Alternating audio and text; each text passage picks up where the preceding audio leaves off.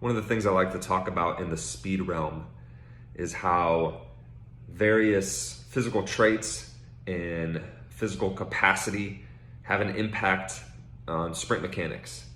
So because of the variety between people, we really can't force everyone into a rigid technical model.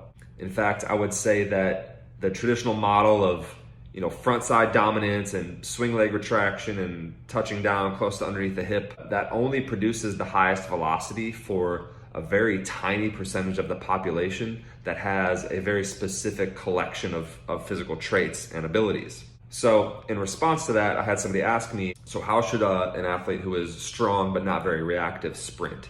And I want to be clear, I am not trying to prescribe specific mechanics based on a set of physical traits or a set of tests or something like that. That would just be pretending to know more than I do and really just making the same mistake as forcing everyone into a rigid technical model. I think we actually need to admit that we largely don't know why people sprint with the exact mechanics that they do. We can have conjecture, we can theorize things, but we really don't know.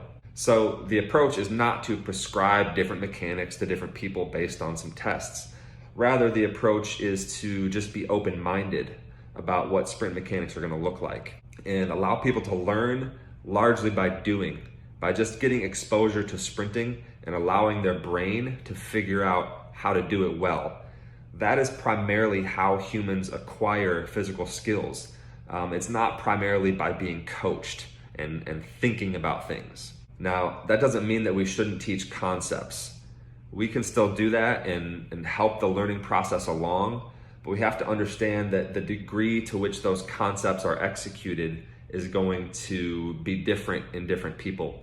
And because of that, sprint mechanics are going to be different in different people, and we have to understand that much of that variety is acceptable and it is actually effective for that person. That, I believe, is the right mindset rather than just trying to push everyone into this prototypical model just because we saw it from a hyper-talented, highly trained elite sprinter. What's up, gang? Coach Bach here. I'm going to be speaking on sprint mechanics at the Coach 'em Up Conference, June 13 and 14 here in Austin, Texas. I'm going to put a link in the description if you want to come.